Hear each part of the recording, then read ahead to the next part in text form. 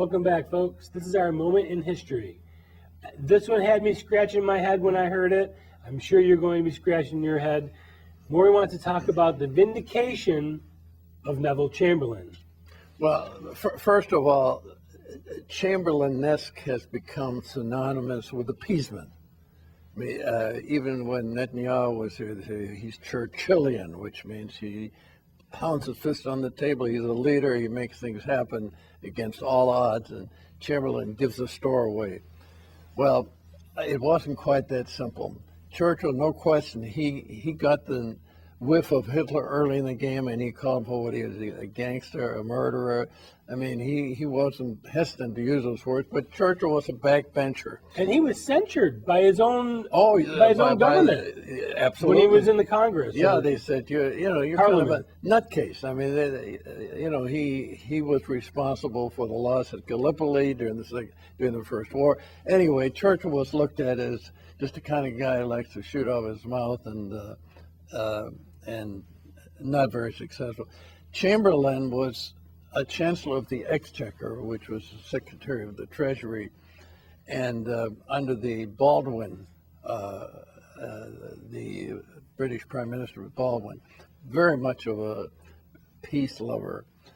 And Chamberlain, it turns out, was everything about him. He looked weak, he sounded weak, and acted weak. And actually, people say, well, he surrendered to Hitler at Munich. Now, there are two things I want to clarify. Chamberlain never espoused anger in any way, but do you think there would have been a Royal Air Force without money coming out of the British Treasury, building up a first-class Air Force of Spitfires and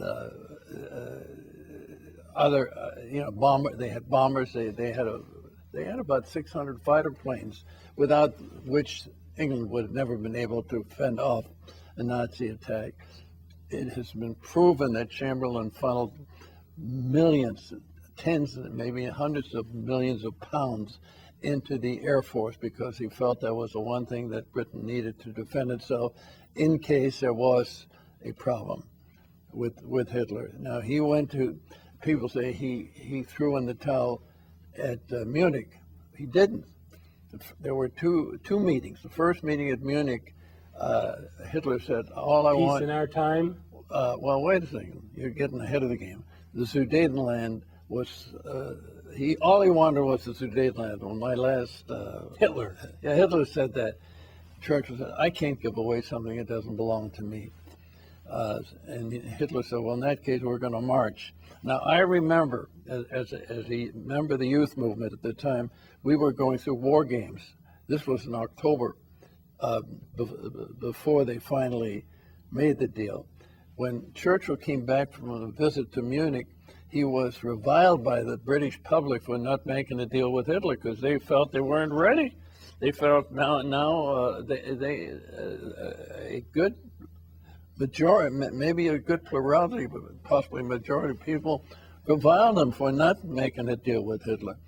So then he decided he was going to talk to the French, and he got Edouard Daladier, who was the the president of France at the time, and they went, and Hitler got Mussolini, and this time he said, the British people aren't ready, we got to fight for time.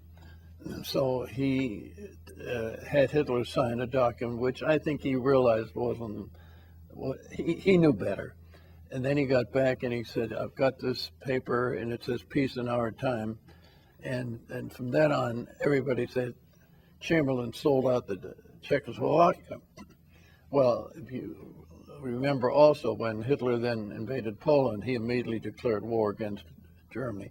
I'm not a fan of Chamberlain. I just want the truth. And the truth is there were two meetings. The first meeting, he rejected Hitler, but the British public said, no, we're not ready.